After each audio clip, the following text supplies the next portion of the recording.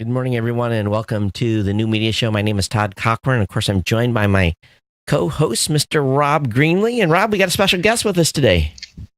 Yes, we do. We have Mr. David Van Dyke, who's with BridgeRatings. He's been spending a lot of time looking at podcasting, but he's a longtime radio guy. He's been involved in the radio industry for many years. Actually, he's been a guest on this show before, so we just wanted to have him on again, get a little bit of a refresh on what's happening and what he's seeing in the market, and I think talk a little bit about podcast listeners. I think that's a topic that we always like to talk about because that's the key driver of this whole thing, right? So, David, welcome to the show. Thank you very much. Good morning, good afternoon, wherever you may be. All ships at sea. Oh, you almost sound like Dave. I have to ask. Do you listen to No Agenda? I have in the past. Oh, because that sounded kind of familiar there for a second. I was like, oh, we've got to. Was that something they say? Yeah, in the morning to you. So anyway, yeah, that is something they say. So hilarious. But anyway, good morning and welcome everyone to the show. And we got a great lineup for you today, and lots to talk about. So. Obviously the big event of the week was the Infinite Dial report that came out. I didn't get to watch it live, but I did get to take a peek this morning at the numbers, and I wasn't I'm it's kind of trending to where I thought it would be trending. So upticks across the space, but Facebook took a hit. Oh yeah, definitely. But I'm not surprised. I mean, there's been a lot of concern about Facebook, from a lot of different perspectives, and it's not as cool to the younger generation anymore either, which is probably a big driver of that. Yeah. We're also seeing, ever since a year ago or more, we've been seeing more and more people getting fatigued because of all the negativity. Maybe it's the same for you folks, but I know that there are some friends of mine on Facebook that I've been sort of surprised with in terms of their negative comments, be them political or otherwise, and it has sharply reduced my desire to get online. So that with, I believe, some changes in the algorithms.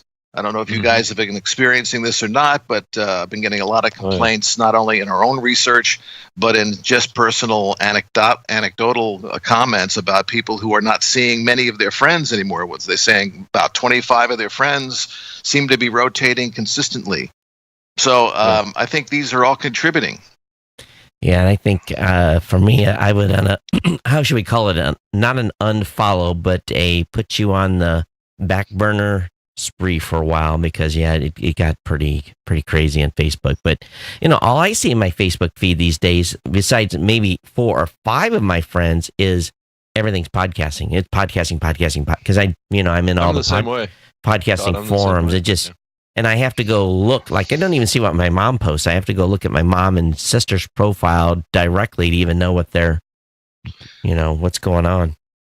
Exactly. I think we're being focused into a very narrow niche of consumption of content, and I think it's not a good trend. I think we all need some diversity in our content consumption to be balanced human beings. And unfortunately, Facebook is kind of pushing us towards narrowing our focus. Well, luckily, do you think that's? Go ahead. I'm sorry. Do you think that's intentional or just a function of? Their algorithms, or I'm not sure why they would do that if that was intentional. I think their algorithms I can give you my broke. Thoughts on it. Go ahead, I think Rob. that there's probably some metrics that they have that shows that people engage in content that they have deep desires to connect with. It's an engagement thing, and people. Both Todd and I, we're good examples of it. Todd and I are all in on the podcasting space, and Facebook is sensing that and thinking somewhat erroneously that that's the only thing we have an interest in. So, yeah, and but I think it's a bigger trend. We see a lot of people that are, I think we've all done this. I'm a big geek, so I listen to a lot of tech shows. I kind of weigh that way.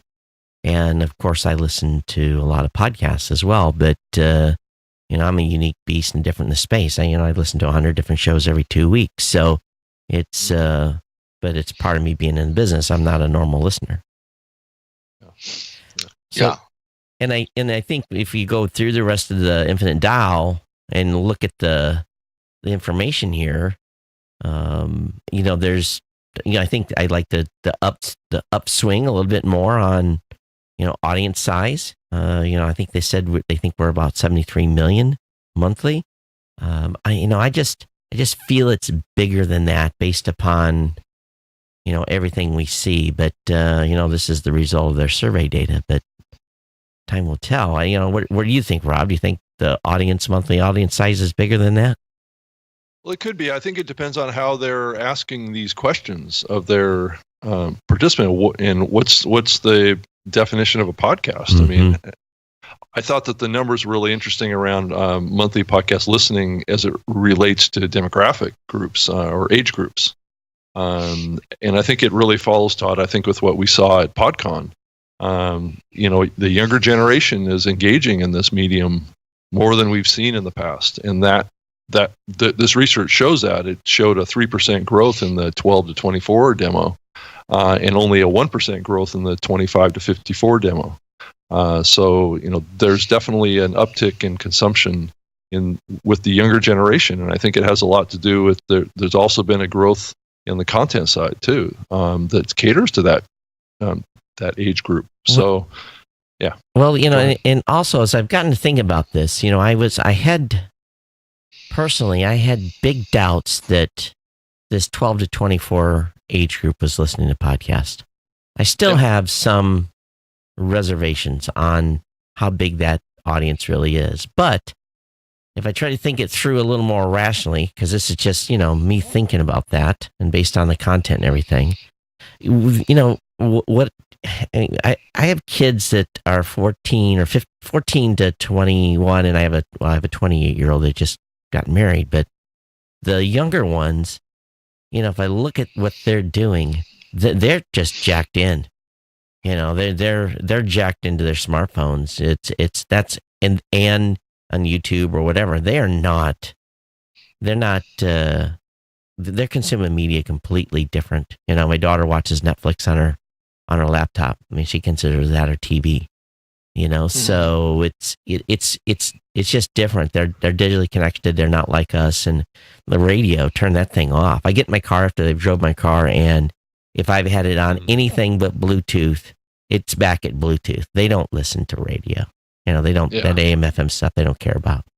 So why would they? They want to listen to what they want to listen to, not what they're programmed. Right. So it makes sense that they're leaning towards the genre and getting more content. You can only listen to music so long, I guess. Maybe they're starting to tune in and get educated. I don't know. Davey, where do you weigh in on that? No, these are good points, and the demise of traditional radio time spent listening is being accelerated with what you've just said. Primarily the issue of the fact that it used to be music, online streaming, Pandora, etc., that was contributing to the demise of what radio considers to be its lifeblood, and that is how much time people spend with the medium at any given listening occasion. It's been dropping significantly, especially in the last 5 to 8 years. The reach of traditional radio remains at about 90%. So, yeah, I mean, even among the people that we're talking about, the young folks, they claim, at least based on Nielsen data, that 80% of those folks listen to radio at least once a week. And based on what you just said, Rob, I'm not sure that that's a reliable figure, but it does come from not just word of mouth, but actually the devices that Nielsen uses to track people. But again, in markets, Nielsen uses these devices to track people's radio listening, and they may use 2,000 of these panelists, if you will, with these devices that monitor their radio listening. That's it to reflect a population of millions. So Yeah. So there's a problem there. But my point is that with the addition of podcasts, it has accelerated this decrease in time spent with radio. And I think these are a 1-2 punch that radio is going to, I don't think, be able to recover from. And it's becoming much more of a 45, 50 plus type of technology these days. Mm-hmm. But if I also think about this, though, I've been in the podcasting space a long time. I've been in now for, this will be 14 years. 14 years it is. And if you think about that, I'll turn 54 in June. So I started listening to podcasts when I was 40. So I know we had heavy demographic of 40 to 55, heavy podcast demographic in the early days. As a matter of fact, it trended older. Yeah. 35 to 55 was the king space. So what's happening, if you think about that now, so I'm now approaching 54, and the people that were starting listening to podcasts same time I did 14 years ago, those folks are now, and if they were 55, they're 70. So I think it's, we're moving those listeners are moving into different age brackets. So I still think that podcasting and digital media is going to have effect on radio, even in that older age group.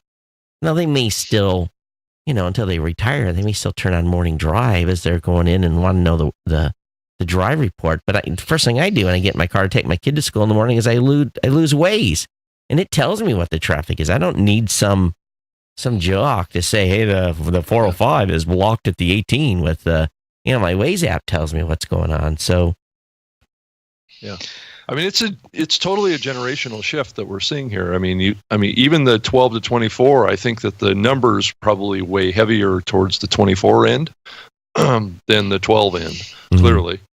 The 55 plus, if you look at those numbers, those are pretty low numbers, actually. I'm surprised that those numbers aren't a little higher, honestly. Yeah. Did they list the breakout of how many? Because when they're doing a random survey, they just get, I wonder if it they ended up with a batch of. You just never know. You never know the batch on. Maybe Tom will weigh in here soon if he'll see that we're chatting about this. Maybe he'll weigh in and tell us how they figure out how to get an equal spread of age groups for their survey stuff. But they're a very honorable company. I know. I think that as he says, in his podcast, in his presentation, that this is a representative sample, meaning that whatever percentages age group wise there are of the U.S., they felt they needed to match that. Oh, so that's how they do that. Yeah. Okay, so they do match the age group. That's cool. I didn't know how that process worked. So, but I still think the older group is in here. We'll see. We'll see over time where they go. Well, let's think about this for a second. Based on what you just said, Todd, as recently as 10, 14 years ago, older folks were a significant part of the listening for podcasting. And in just the last 10 years, it has exploded on the younger end. How did these folks discover podcasts? It had to do with word of mouth and some other, just press about podcasting, I think generally has increased awareness among the younger end to the point where they felt that they could be more experimental. And I think the advent of smartphones also penetrating this demographic has helped. And I think, too, as we're starting, as Rob and I saw at PodCon in Seattle, be honest with you, Dave, Rob and I walked away from that. Our minds were blown. We had not seen, what would we call it? A category of creator. It was a brand new category of creator we had never been exposed to. True storytellers. These weren't folks that were worrying about doing a business show or a tech show or a science show. They were storyboarding out podcast stuff. It blew my mind. So it's almost like this combination of like Comic-Con and podcasting together, which Comic-Con as an event, it's that creative class. It's the young creatives is what we're talking about here. Have always gone to Comic-Con, and they've, this cosplay thing that they do and how they connect with characters and how they connect with stories. is shifting over to podcasting. Yep. And the feeling that I got at PodCon was that that generation doesn't feel safe on Facebook anymore. Doesn't trust Facebook. Doesn't really want to engage over there as much, and they feel like they can control their experience more in podcasting. So they're taking their creative energies over to a medium that they feel safer participating in. If we look I think that's what's driving it. If we look at this slide, so 12 to 24 is at 30%, 25 to 54 at 32, and 55 plus at 13. You know, and to be honest with you, the 55 plus at 13, yeah, I'm not. I know. Todd. Yeah. I would say plus or minus 7 on that. Yeah. I think it's a little higher. I think it's a little higher. Yeah, I would think close. But, you know, if we add this up, 30, 64, 76. So there is some groups missing there, but well, really not. But the percentage is a little weird. But anyway, it is what it is. But I don't know. I've said that in the past, and their surveys have trended where the older folks have not been. Well, there hasn't been as well of representation, and as younger demographic has trended higher than what I thought it was. But again, I'm just, you know, I haven't pulled my data lately, so I'm kind of going by gut here. I'm just going to take it on face value as true. So if it is true that the 55 and above group is tuning out, that's kind of scary to me. We show the older group being a little bit more close to 20%. Yeah, I would personally, I would think that's about where it's at. You know, if I was to just do a wag and hold my thumb up to the air, and you know, but anyway, Dave, what are, you know, I know you guys have been doing some stuff. What are you seeing? You know, what's your hypothesis, or what are you seeing trends wise, or what are you seeing over there? Well, the first thing I wanted to throw back at you folks is this discussion that we've been having here at Bridge Ratings about listening occasions to podcasts. This ties directly to the number of podcasts that are being offered and the number of podcasts that people are actually consuming each week. And according to Edison Infinite Dial, that number averages around 7 a week average. There are those who listen significantly to, there's a significant percentage of folks who listen to more than 7 a week. That's mind-blowing to me. But the point I'm trying to make is because of all of these available podcasts and the interests that especially the younger listeners have in this kind of information, what we're seeing is a trend towards multiple occasions of listening. Meaning, while there's a significant number of people who listen all the way through in one occasion, we're seeing it more likely to be 2 or 3 occasions where they'll listen to a podcast that is longer than 30 minutes. So I was curious to find out your reaction or feedback about, from a podcaster's perspective, that if that's the case, more frequency of occasions where people will, in terms of sessions, how many sessions they spend listening to an individual podcast. How would you suggest podcasters react to that, knowing that there are those folks who are going to spend 2 or 3 sessions listening to a podcast? So are you saying to a single episode, or they listen to 2 or 3 episodes at one shot? What I'm saying is a single episode. Oh, okay. Yeah. I mean, if it's a longer show, I think that this has been going on for years and years, where people will listen to it to a point and then they'll come back and resume it. And you could also draw this correlation to commute times, too. I think the average commute time in the U.S. is like 25 minutes one way. And if you add those up, that's about 50 minutes, right? And if you look at the most popular shows in podcasting, they're in the 40 to 50 range as far as duration. So I'm not saying that that's an ideal length, or I'm not making any recommendation that, you know, everybody needs to go out and make a 50-minute podcast. But if you look just purely at the time spent in the car, I think you can see where there would be potentially at least 2 sessions listening to, you know, a 50-minute episode. You know, there's some data that we've we pull for our corporate clients that I've never looked at the separation of time. So, for example, let's say you've got a 45-minute ESPN program, and if the average commute is 22 minutes or something like that, you would assume that they would listen to, whatever that show was for the first 22 minutes, walk into their work, and maybe resume that or pick it back up when they're on the way home. So we're able to take and look over a 24-hour period and say, okay, that episode they came back and we stitch it back together. But I don't think we've ever done a metric where I've said 8 hours separated the time from where clip 1 and clip 2, where clip 1 left off and clip 2 resumed. That'd be a good exercise. But one thing we do know, and based even on the Apple data, regardless of length, it really, really looks like that a very, very high percentage of shows are getting to the 80 to 95% listen spot. Now, I'll tell you, as soon as the listener sniffs that you're done, they're gone. So that there is this, people make to 96, 97, and then boom, there's this, there's definitely it falls off the cliff. And I think we kind of all have known that for many, many years. But if they're listening over a couple of sessions, which you would think most would, but I don't know.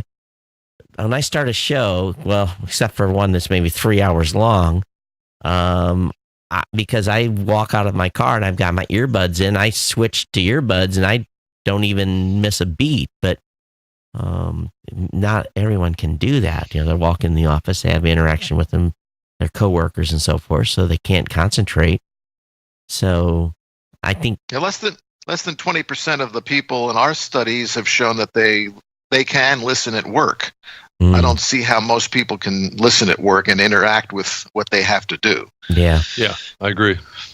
Because it's not like you're listening to Top 40 in the background over the speaker in the office. When you're listening to podcasts, it's you're here and you're really listening.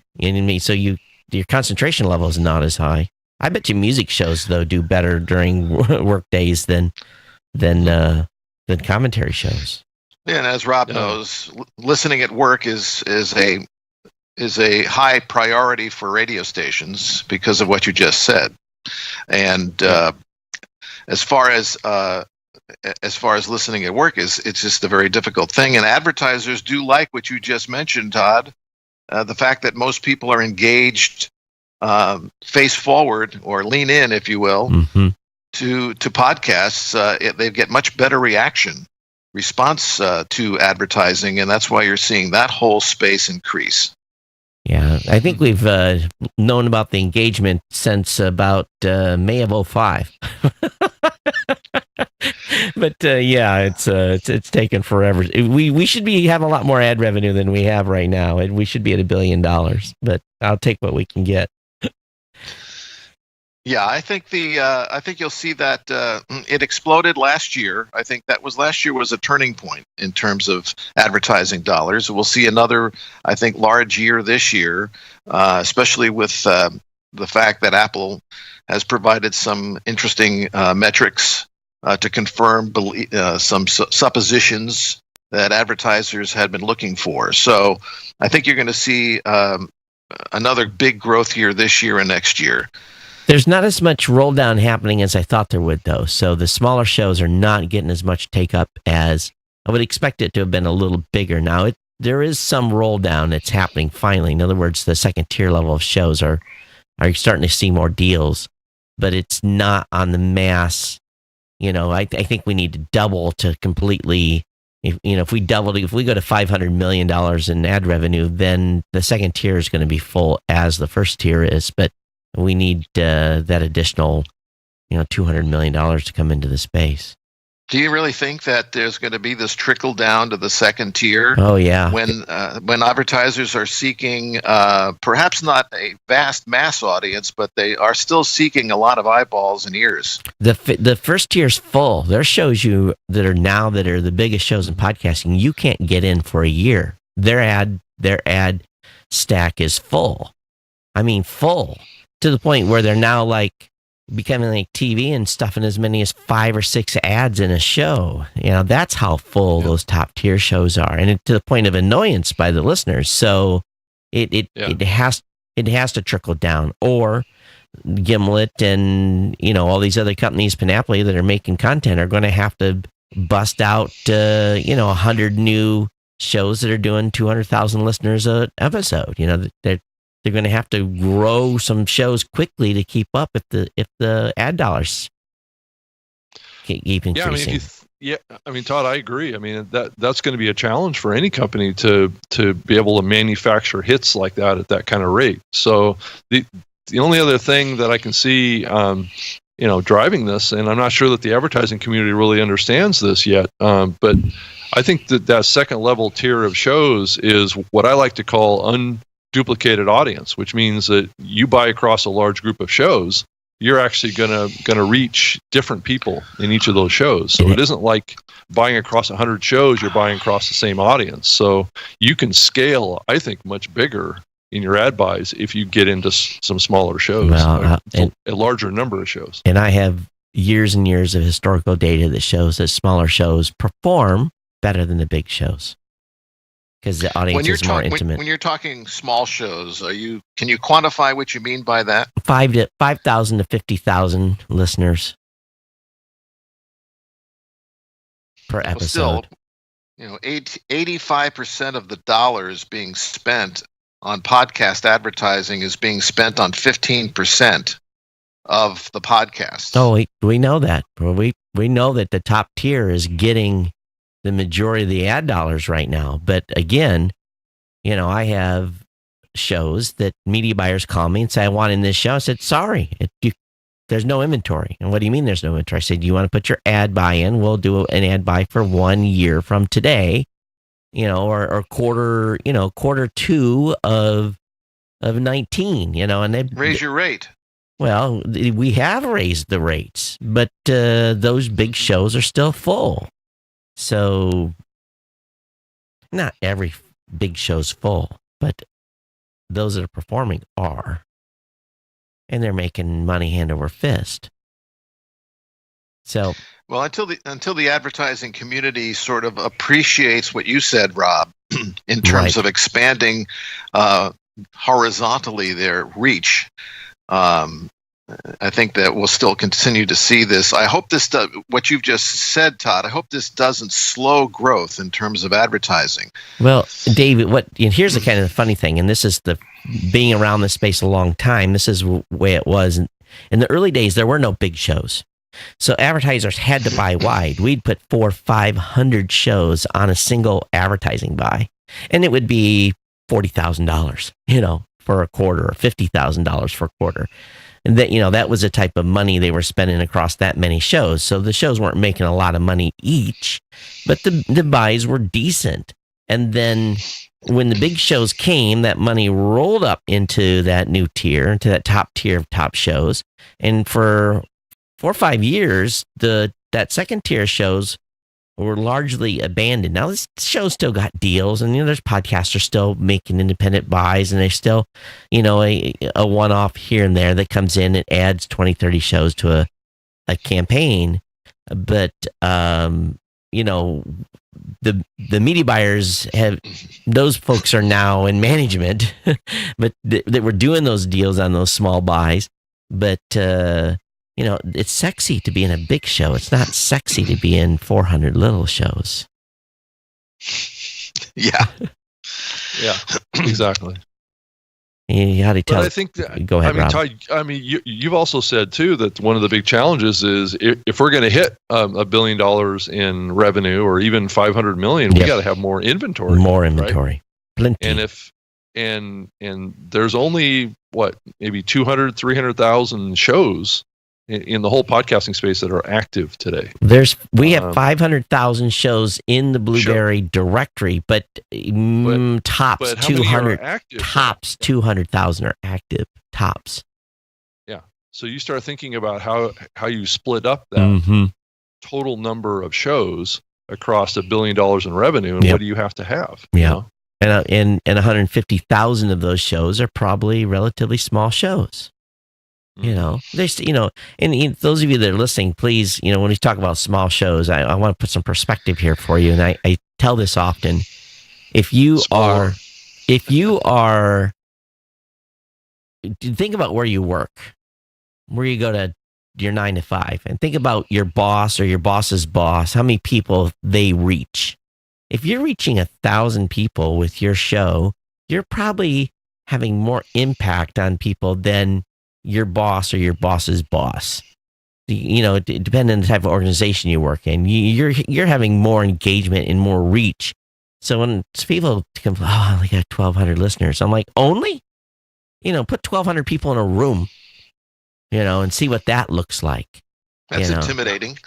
Yeah, that's really intimidating, and then you get 3,000, 4,000, 5,000 listeners, and then you don't need a room anymore. You need an auditorium. So, that's you got to visualize the size, those bodies. And then when you get into the stratosphere of 140, 150,000, then you're talking about 2 football stadiums, that type of, you got to think about the scale of the type of people, the number of people you're reaching. So when people say they have small shows, I'm like, really think about that for a second. Yeah. And the idea from an advertiser's perspective is, the leading edge of advertisers who are faced with this issue of not being able to access some of the more popular shows or populous shows, understand that becoming more focused on audience generationally is an interesting way to expand their budgets. For example, we're hearing while there might be we see 20% of people 55 and older are consuming podcasts on a monthly basis. That's a lot of people. And just like traditional radio, advertisers seem to disregard that age group as being not as interesting to advertise to. I'm not sure why, and Rob, you might have your philosophy about that. There's a lot of expendable income there. However, from a podcasting perspective, there's an opportunity for podcasters to produce programming that's generationally appealing, whether you're talking about 55 and older or millennials or what have you. But the focus and getting 1,000 people or 2,000 people in a particular generation or life group can be very powerful for an advertiser. Mm-hmm. Yeah, especially if they've been filtered down to a specific kind of niche interest group too, which also helps that advertiser target their message if they're that sophisticated. Well, you look at just the revenue, how much they're earning. They're at the top of their game as far as how much money they're going to make, and the amount of expendable income is dramatically different. They haven't reached the time where they're thinking about, okay, do I need to throttle back on my spending because I'm not 65 yet, or I'm not 67. I haven't taken Social Security, and so the expendable income is really higher in that 55 plus group. One thing that I've noticed though, and this is really a new thing, and talks I'm having with media buyers, and I'm literally, this has never ever been a discussion point. No left, no left of center, no right of center shows. We only want shows down the middle. I'm like, what? Meaning what? They want neutral shows. If you're a left leaning, if you're left, hard left, if you're right or hard right, they're looking, they want this middle of this. I'm thinking, oh my God, how are we going to do this? Because everyone has an opinion. So it used to be no cussing.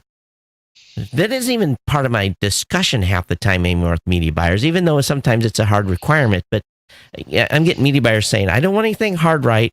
I don't want anything hard left. Because what the advertisers are saying is this political discussions is hurting business when we're advertising on a left or a right show. So they said, I want neutral shows. So if you got a neutral show, if you're doing and you're not putting your political views right or left, you are probably going to start seeing an increase in ad dollars spent because they're becoming risk adverse to political shows. I like. Is there anybody who's neutral anymore? Don't talk politics is all you have to do, Todd. Yeah, don't talk politics. Not even a hint. Well, and basically the one down the middle, and I'm just like, down the middle. Podcasters are like the most opinionated people in the world, and some do a good job of, I don't talk my politics on the show, but if people listen long enough, they kind of get an idea the topics I'm more of a topic basher, and I don't necessarily say one thing or the other, but I have specific topics I go after. So people will figure it out over time, but it's not like I lay it out there. So it is what it is. But yeah, it's like we want shows that are, and down the middle and not basically very light, right or left, and nothing on the edges. No way, no how. And I'm like, whoa. If you're doing a podcast on gardening, how are you being controversial? Well, that's the point. Podcasters talk. Yeah. That's all right. Left-leaning gardening show. Yeah. Yeah, that would be interesting. Another thing we're seeing beginning to happen on the part of podcasters, and not all of them, most of them are not capable of doing this, or at least they think so, because it's getting a bit more sophisticated now. And then I'm talking about somehow researching their audiences. And again, if you have 1,000 followers or 1,000 folks who download, there are ways, inexpensive or free ways, for you to find out what types of things they're interested in hearing about the topic that you're specializing in as a podcaster. Has this comment or discussion entered either of your spheres of influence? Well, I always recommend podcasters run an annual demographic survey, or at the most 18 months. You need to keep track of what's going on, and it's the basic demographic. Are you married? Do you have kids? Are you working? Do you have a college degree? The basic 13 or 14 questions that gives you that baseline. But once I would hope, Dave, that most podcasters are getting a feedback from their audience that they know who their audience is. It may take some time to develop that, because even when I was doing my show in the early days, I had some preconceptions of who was listening, and then just get an email from someone who was like, whoa, so I don't know if the demographic surveys do the entire job there. Rob, I don't know. What do you think? Well, I think it's important to do that, especially if you're an advertising show, to do like a SurveyMonkey campaign or something like that for a stretch of time during your year of doing your show. But also, if I look at shows that are hosted on like the Spreaker platform, where I do the show that I do every week, I get demographic breakouts of listeners that listen to my show on that platform, because it's a login kind of user platform and community. So you can get some of that data. Now, I don't know how reflective that data is as you look at other listening platforms, though. That's the only thing, is that if you're trying to compare or apply Spreaker listening demographics to Apple's listening demographics, it's probably different. So I think you have to take it with a grain of salt. So probably a SurveyMonkey campaign would give you probably a much more broader view of the demographic breakdown of who your audience is. And I also find, Dave, that my audience will send stuff to me. As a matter of fact, I'm just kind of started a new, I wouldn't call it campaign, but I'm trying to get my audience a little more engaged and feed me the things that they like. Because my mom said something to me. My moms are great because they give you feedback all the time, and of course, your tier 1 listeners give you feedback all the time. But she had heard something from some other radio host that she had listened to, said that, our listeners now have an audience. And I thought, that's true, because with social media, our listeners all have Facebook and Twitter and Instagram and Spotify. And so they, in essence, even though they may not be podcasters, they have their own audience. So my challenge back to my audience is listen, you guys have your audience. There's stuff that you're passionate about that maybe Todd isn't passionate about.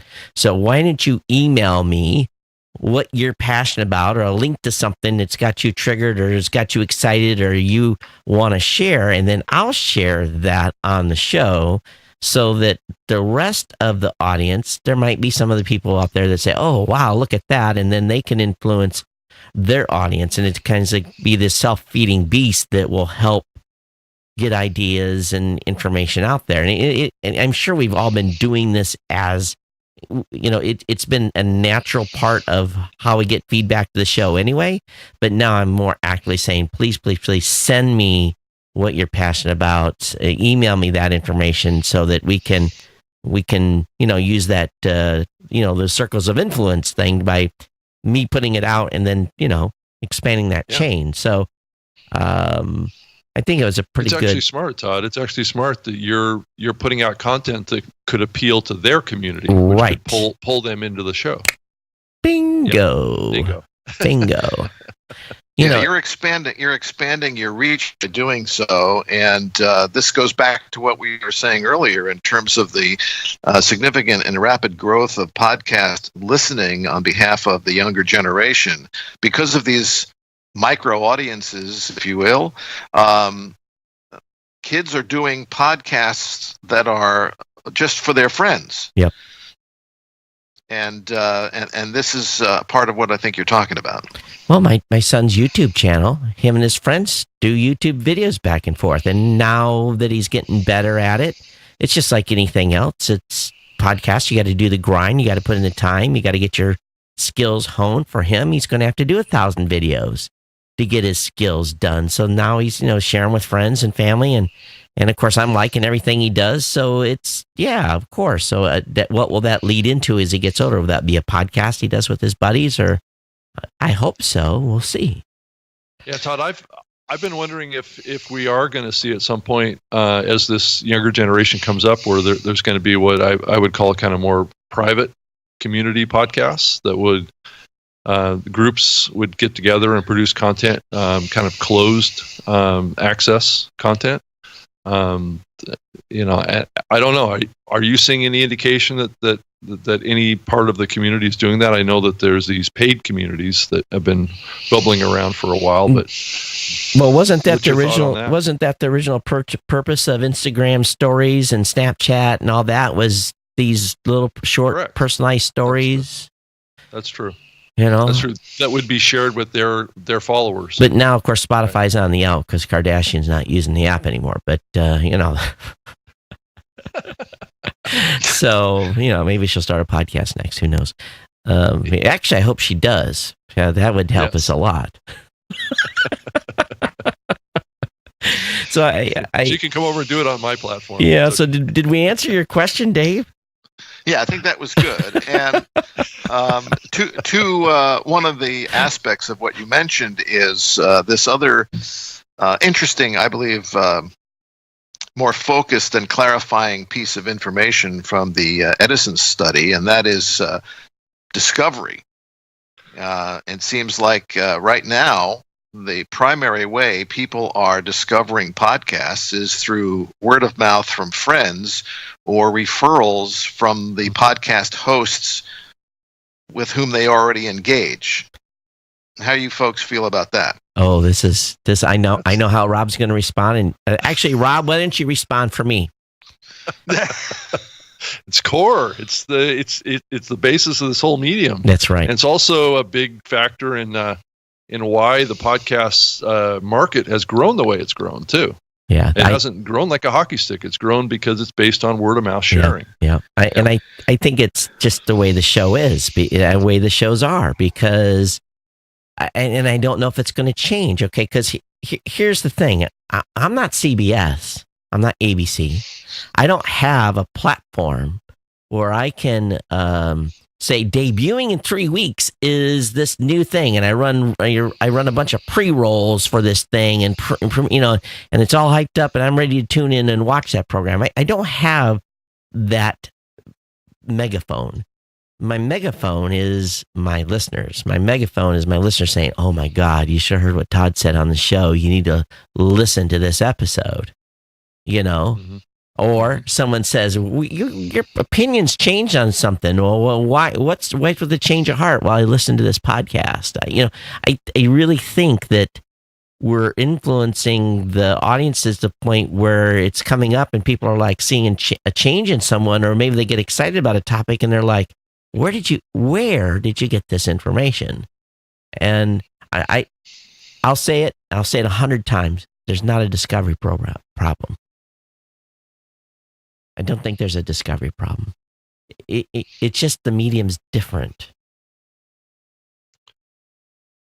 Well, that's an interesting point. I find that there are a significant number of people, especially, let's talk about people over 40, which maybe we're not concerned about here in the podcast world. But you were saying earlier it'd be nice to see more growth there. But they are stumped in terms of how to find the shows that they are interested in terms of searching for a particular product, or service or topic. It doesn't seem to be an issue on the younger end. And so I think that the idea of it not being an issue from a generational perspective, I think there are still issues from people trying to figure out, how do you find these things? Yeah, it's overwhelming. Well, I think they're kind of, David, overthinking it. And that's part of, I think, where the disconnect happens. I think finding content has always been the same. You do a keyword search, or you talk to a friend, or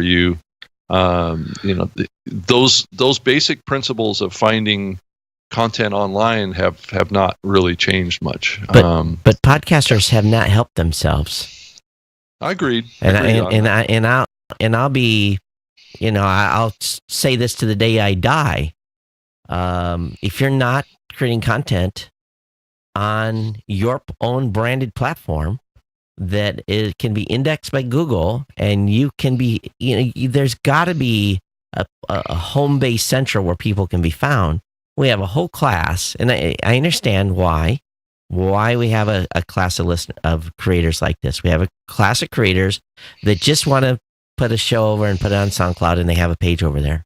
There's no metadata with it. It's a show name, description, maybe a sentence of data on what the episode's about. And you have this new Anchor app. Yeah, you can do a quick podcast, but there's no one's ever going to find that content in the sphere of looking for something around that topic.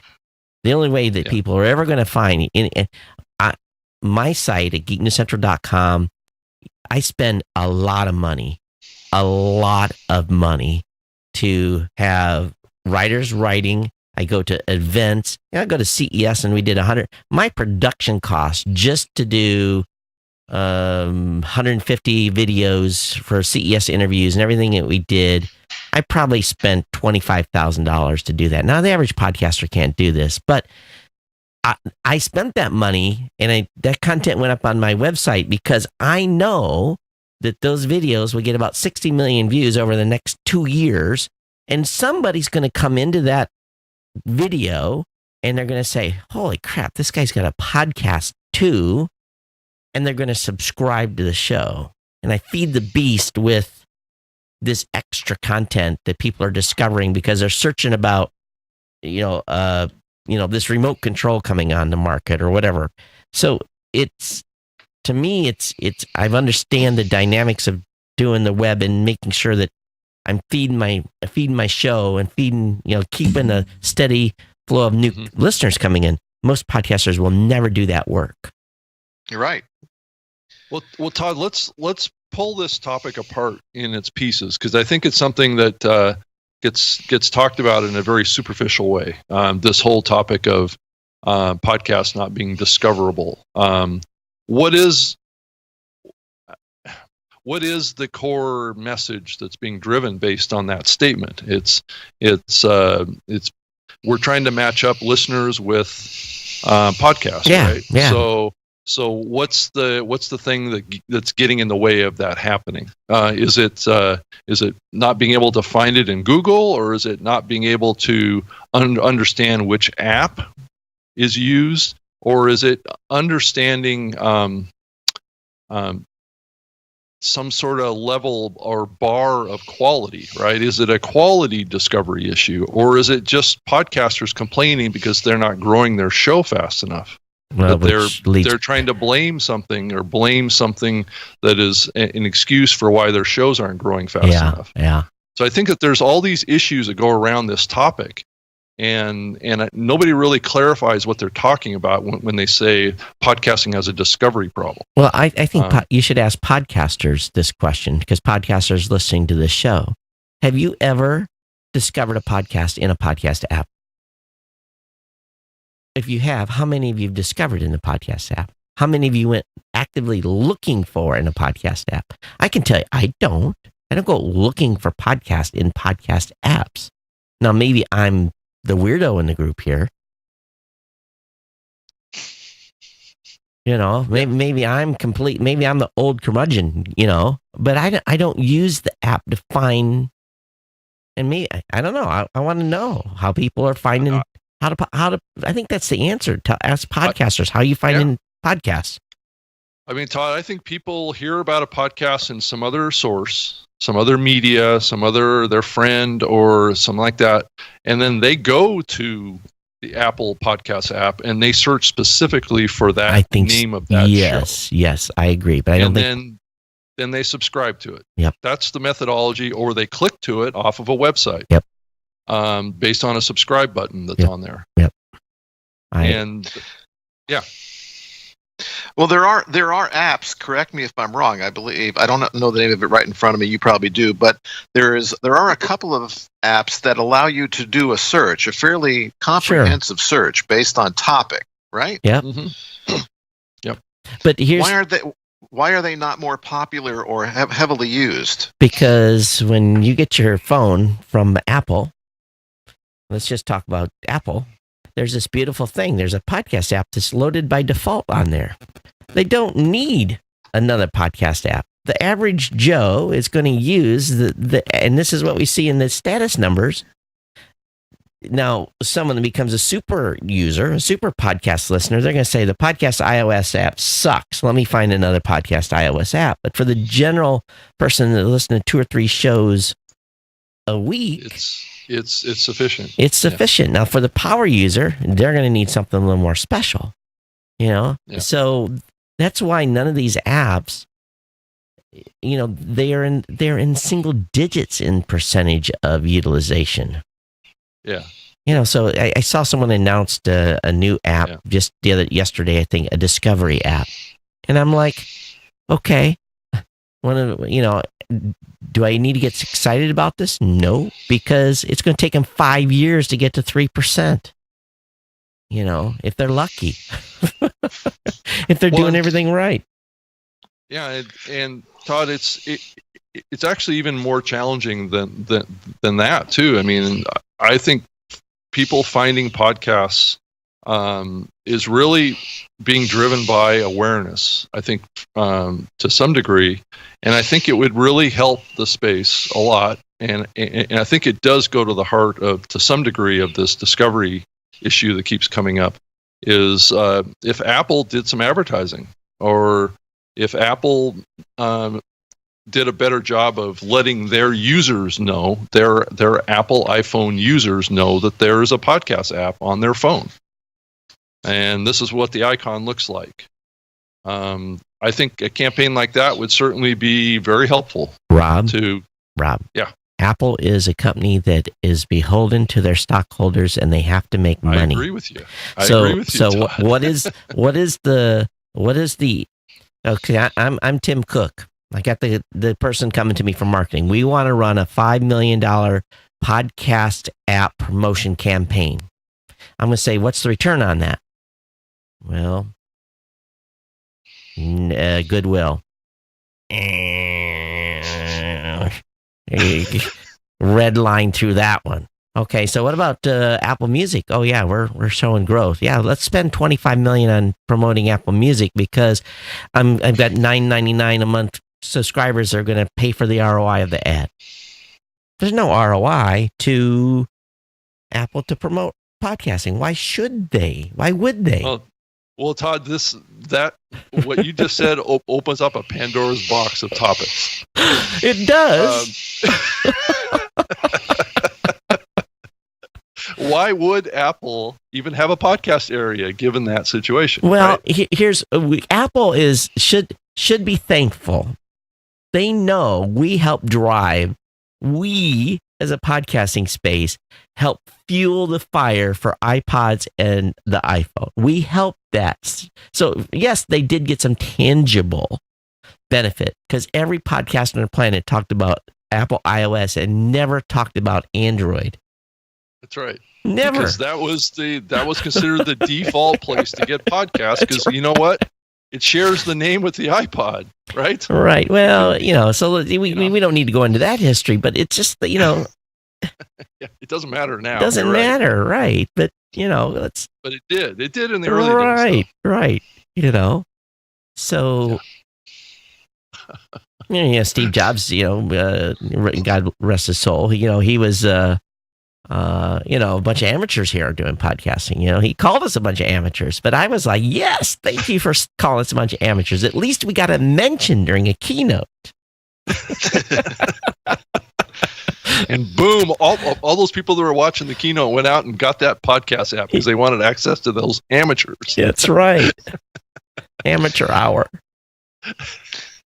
So I want to throw in one final thing here before my battery runs out, and that is to this point of discovery. Those folks on traditional radio who want to expand their podcast audiences, they do have that megaphone. Yeah, they do have that transmitter that's reaching millions. Yet we're not seeing significant growth for traditional radio podcasts.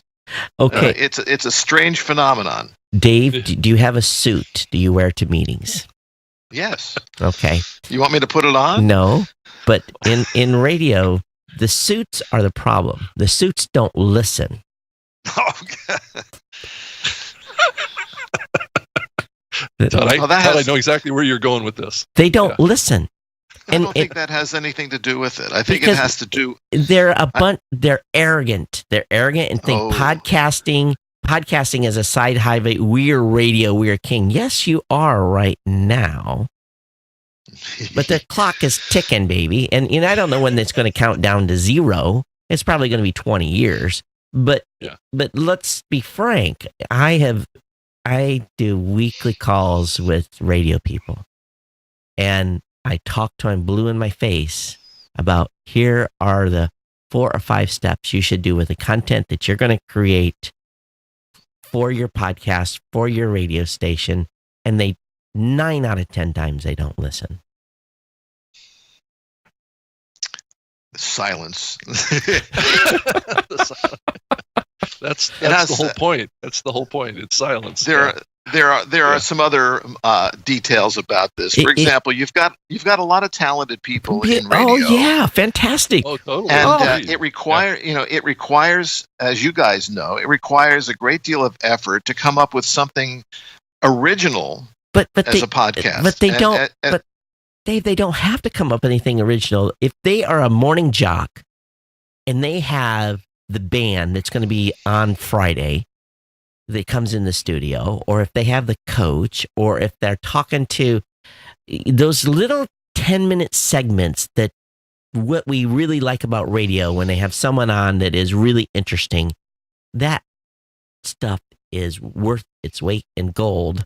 And if they would just cut those segments and put those up and then promote them with their big megaphone, radio would rule the roost in podcasting. It's not enough of that. You're right. They would rock it. But they also feel like they need to do original content, which is not available on air. Original's hard. Yeah. Original's hard. Yeah. But I don't disagree with you. I think, Dave, they need to do that. Yeah. Yep. So you've got this challenge from traditional radio, which is not happening as quickly as everybody had hoped.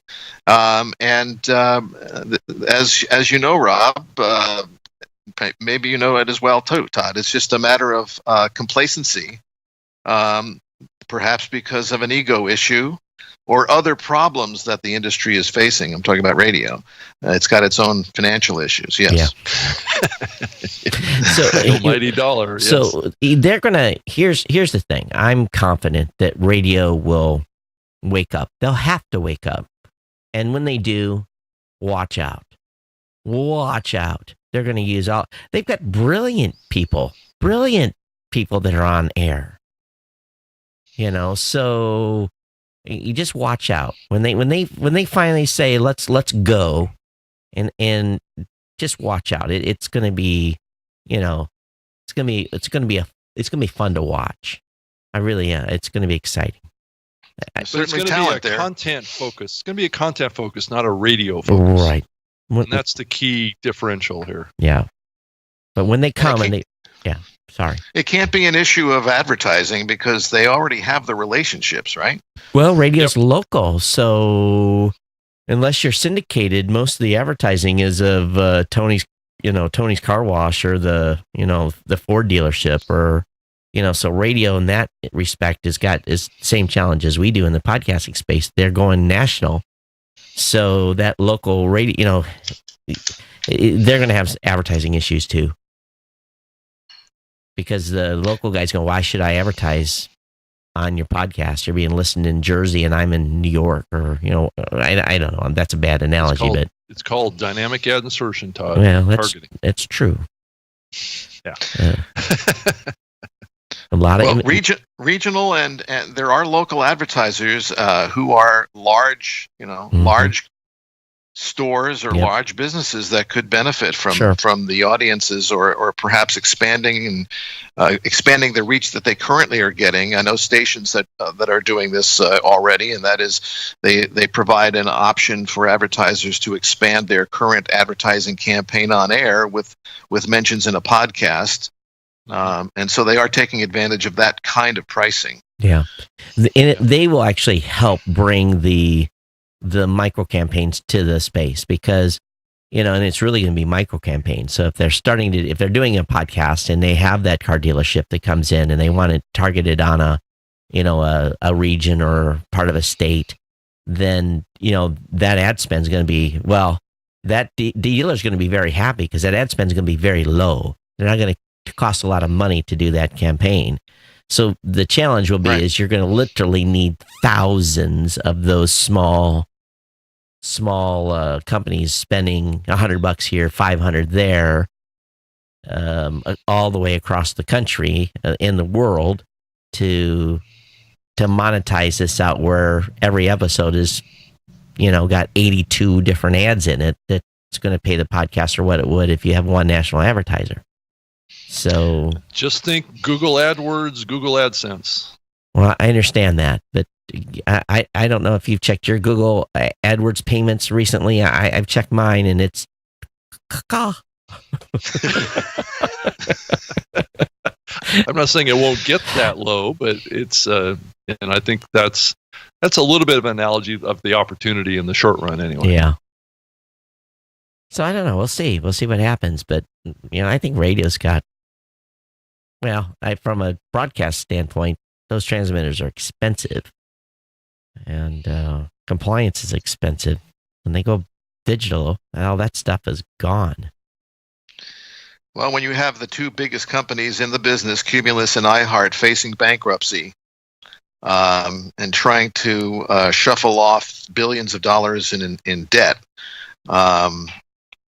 when iHeart gets through this current issue of their bankruptcy, they'll drop from a $20 billion debt load to $5 billion. Now, that may seem like a lot, and it is, but for a company like that generates a lot of cash flow, that makes them a lot more powerful and capable of creating some technological advances from these kinds of discussions that I think that you're going to see them becoming much more organized in terms of generating revenue on a podcast. They look for more platforms to get money. Don't you feel pretty good about all your credit card processing fees and stuff that's going to be used to help prop up the radio business? Because really, the banks are just, they're saying tough. You got to write this off, and because in the restructuring deal, if you want any money, you're gonna have to take 10 cents on the dollar. And the original investors in iHeart are going to end up with 1%. Oh my God. 1% of the company. That's crazy. It's just you think about the billions that were spent. Well, like I said, our credit card processing fees will take care of those banks. That's be part of their write-off for the year, but we'll make it up in our credit card. I'm being very facetious here, so. But I do think that Dave, your point is good from the standpoint of once iHeart comes out of this, they're going to be a much stronger company, and they are certainly making some significant moves in the podcasting side. That they've got Chris Peterson over there, who's working hard to try and transition that company into becoming more of a podcasting company. So I think they're making some good moves and some good changes, and I'm optimistic that those guys will be able to be and continue to be a significant player in the podcasting space. Well, I mean, they're not a significant player, Rob. Please. Well, from the things that I'm seeing, they're actually doing a lot better than I think we realize. Until they about 600,000 or 600 shows. Okay. Out there. 600. Well, Todd, that's more than NPR, right? Okay, they're a leader in the industry. Well, when I think about, so let me rephrase this. Okay, so they have their internal shows, but they're not helping regular podcasters, in any significant way. They have a very small team over there, and they're not taking on too many shows. Okay, fair enough. It makes it's logical they can improve on. Yeah. Oh, it's logical that they're going to be featuring their own people. Well, of course, I understand that, but at the same time, if they want to be I don't know. I don't use the iHeart app, so I have no idea what they even have for content. So, I don't listen to radio. Well, we've been feeding him podcasts for years. Well, I know, but you guys, Libsyn is too. Yeah, but they've ignored the rest of the space. So it's it's the same dilemma that some other folks had here recently too. So yeah. So we'll see. And our listeners, our podcasters, going to promote iHeart? No, I would never talk about iHeart on my show. But I guess what I'm talking about now, I'm talking about Spotify now because my podcast is going to be on Spotify. But I didn't talk about Spotify before. So it's a chicken and egg thing. You got to, if you don't... let's talk about Spotify. You just spent 10 minutes talking about iHeart. That's true. Well, on my tech show. Yeah. Well, let's talk a little bit about Spotify. Todd, what do you think is going on over there? What's your thought? I mean, I'm fully embroiled. I kind of feel like I'm a Spotify employee now. So, we'll see as shows get added. That process is painful. Still, I mean, I spend a lot of time on Spotify stuff these days, and it's actually it's good and bad at the same time. They're shifting too much work over onto the hosting platforms. Well, I think we automated pretty much all that, so I just basically get a spreadsheet I have to send over to them. Yeah, well, it's the same situation. I know Rob has got the beta on the API submission process. Okay. Okay. So. Really? Well, I don't know. I have to ask Rob. I thought he did. So anyway. Yeah. I'm waiting for the API stuff too. I know. Well, we both are. So but until that happens, this is a labor intensive, this is a labor of love, Todd. Yeah, it is. It's true. And, trying to find shows on Spotify is really hard. There you go. It's a discovery. It's really hard. Really, really hard.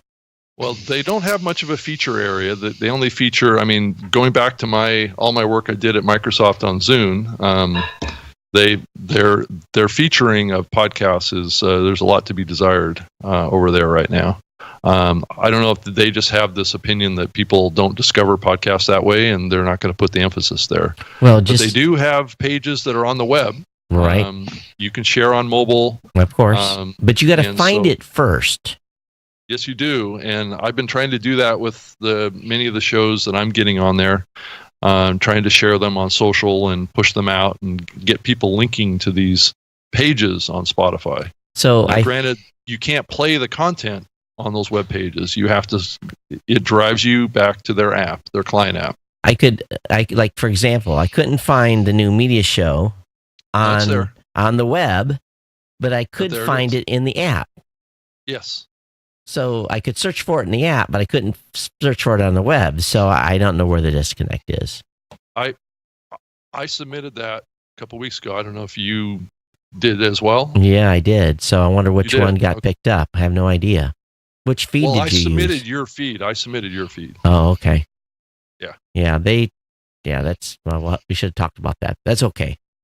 Oh, really? Yeah. Well, no worries. No worries. Yeah.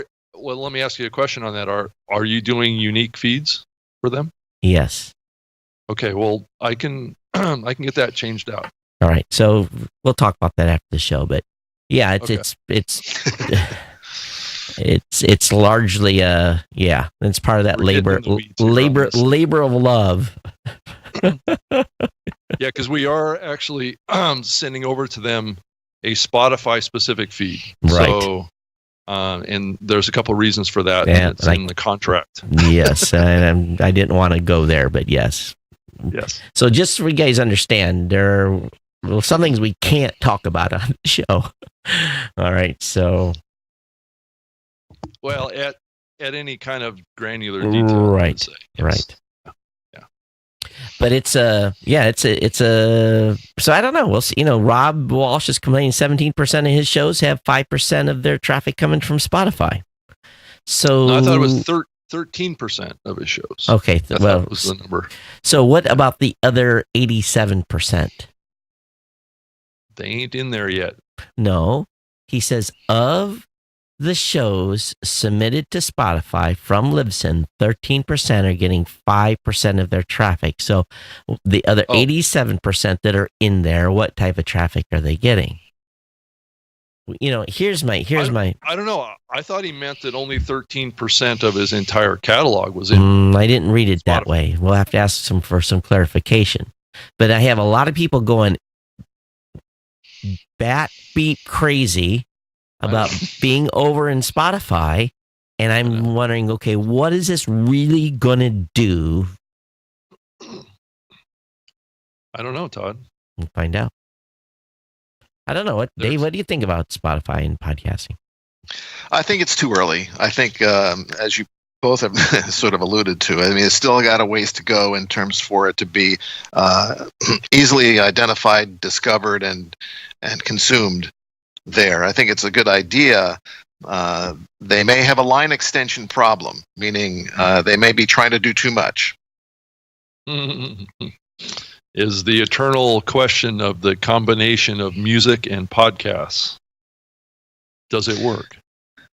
Exactly. I think this is an experiment that we'll all be interested to see how it ends up. But I think for the time being here, they still have a long road to figure that out. I'll be honest. I hope it does. I hope they figure it out. I do too.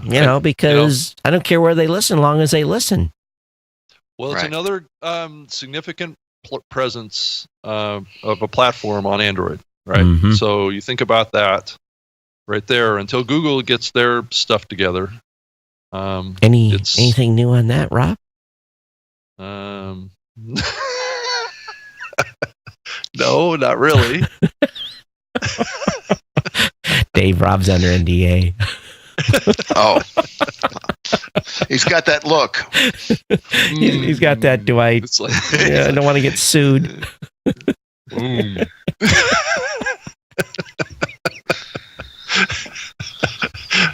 No. Oh, he's turning red. You can even see it online. That's because you have me laughing too hard. I can't not get red. So anyway, so I mean, I think something's going to happen over there, but we'll see. I have no idea when, how, where, or anything. So I'm optimistic. So a little different topic. We attended the RAD meeting. I think you did too, Rob, earlier in the week. And then we had some questions, and we emailed the NPR team and had a call with a couple of their key people on Friday about RAD. And my walk away from that 30-minute call on RAD was, there's a lot of eggs being put in one basket, hoping that Apple and Google will come to play, and that they will participate in RAD.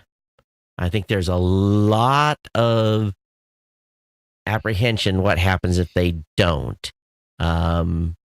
And I won't reveal what was said in the public phone call, because there was some commentary made by the Google team. I don't know if we can even, I probably shouldn't say, but my emphasis to them was that, in a nutshell, I shared our experience with getting Android app developers to implement one-click subscribe on Android, and what it took to get that to happen, and how we had to essentially hand feed the code and everything to them to make it easy.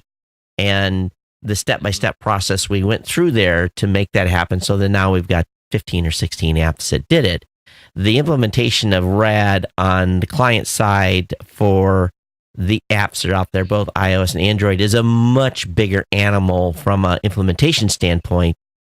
The ultimate question, though, that I think that's going to have to be resolved is, what incentive does a app, that podcast app, have to being have the RAD information? Right. Why? What incentive? And I don't know if there is an incentive besides if one or two add it, and then they say, well, because of peer pressure, we have to add RAD, or maybe podcasters aren't going to talk about it. So I encourage NPR, let's get these client discussions going. We need to have all these app developers as part of this process so that they can take ownership in part of this and provide feedback as early as possible to help move the ball. Because if Google and Apple doesn't play, the RAD implementation will be limited to 10 or 11%. So, well, they're already on this group, so I mean, they're getting all the same information. I know. All these guys are. But the app clients are not. Yes, that's right. The iHearts, right? Correct. They are the ones that are missing from the table. That's right. Question. I'm not sure why that's happened that way. I guess that was part of my call Friday, to emphasize we need to get those folks engaged. We need to make sure they're part of this conversation as well. Because they're the ones that have to do the bulk of the work here. That's right. So, yeah. And you're right. So, Dave, are you familiar with the RAD initiative? No, I'm not. So, you want to briefly tell me? Yeah. So essentially, NPR's come up with and they're giving it to the space. So they're being very clear. They don't want to own this, but they came up with a way. You basically embed a media URL in the ID3 tag, so that when the listener hits play, it sends a signal via a anonymized token to each service's RAD server saying this episode is now playing.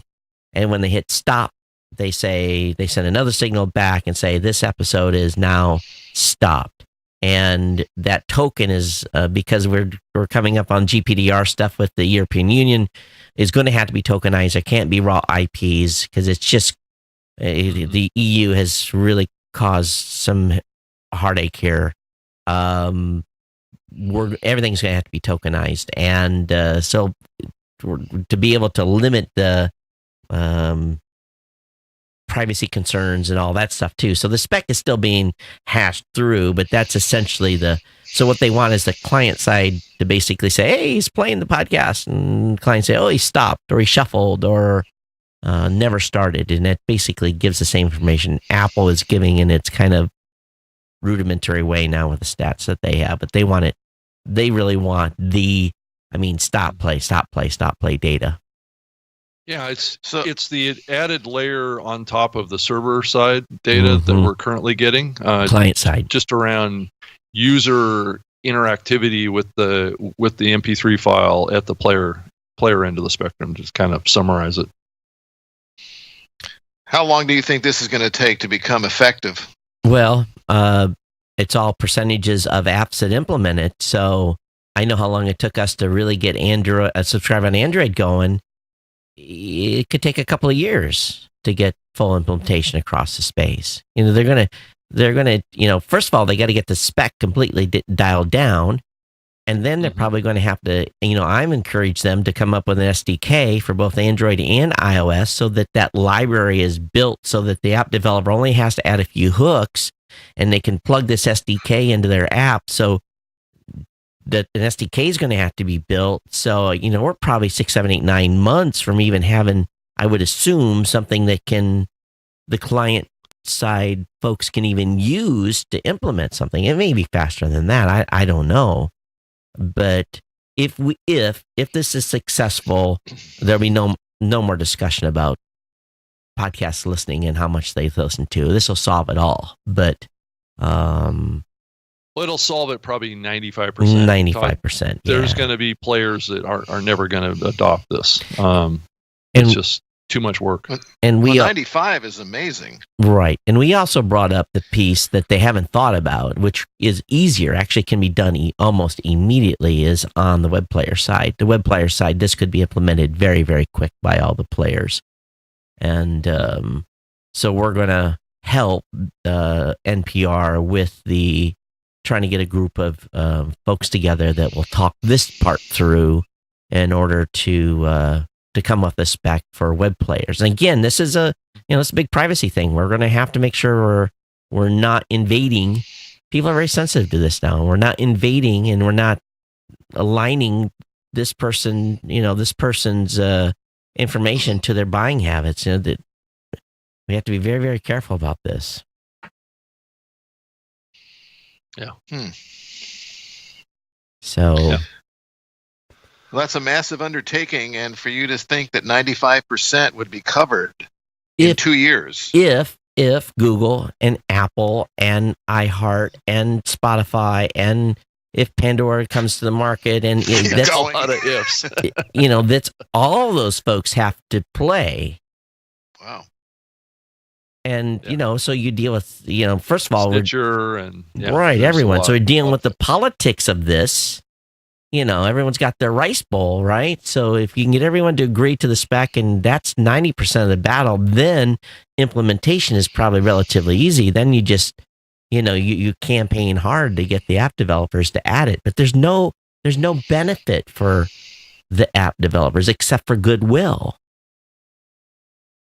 Yeah, and there's not a lot of benefit for Apple to do it either, because they're kind of already building this capability into their platform right now. They launched it a few months ago. Right. So but the way I looked at it, if Apple doesn't do it, then we're still at 95%, because I've got the Google data anyway, and the Apple data anyway. And if Google plays with whether they come to market, then it'll close the loop. We'll get close. I already have a good story. Dave, we've already had stories to tell media buyers for years, and it's just like everyone seems to have thought, I knew what the data was going to show from Apple, and it just, I don't know. They need to see it in black and white. Yeah. Though it did kind of land with a thud, though. It didn't really shake anybody up. What it did is what did happen was, like, there's this reality that has set in that download is still king. That's true. Expectations, I think, drove that positive pre-launch idea of what it would be, and they didn't tell us enough about it before it launched. Well, Apple's very reserved in any messaging they do, so it's very controlled. That's one thing they do very well over there. Tell that to the iPhone 10 folks. Right. Yeah, that's true. Though they did push out an update, from what I heard, podcast improvements come to iOS 10.3. Or is that? Oh no, that's old. That's old. Old information. We're up That's to old 11. information. Yeah, we're up to And they're 11. up to 12 now. Oh yeah, I Yeah. saw an article here, and it popped up, but yeah, it's from March 28th. Yeah, that's old information. Sorry about that, guys. Yeah. So we're fast approaching an hour and a half. So we're here close to the end of the show, folks. And Dave, we appreciate your battery holding out to the end. But It's going to give. so we went over a lot of stuff today here, folks, and we want to hear your feedback. We've had 2 episodes in a row that have been powerhouse shows. So I think we're delivering for you. So we want to hear from you. Who do you want us to have on? Who's the next person in space that we need to pry information out of, or at least persuade information out of? And it's a pleasure to be pried. But I think more importantly, Dave, where can they find you and information about what you guys do? Well, we have a great website, BridgeRatings.com. And if there's any questions that you get from those studies, there are some things regarding podcasting. Excuse me, podcasting. Recent studies we've done about podcasting revenue growth and consumption. You can always reach me at my email address, which is dvd@bridgeratings.com. And thank you for having me today. Yeah, absolutely. DVD. I love that. Perfect. DVD at BridgeRatings. Awesome. Rob, any final thoughts?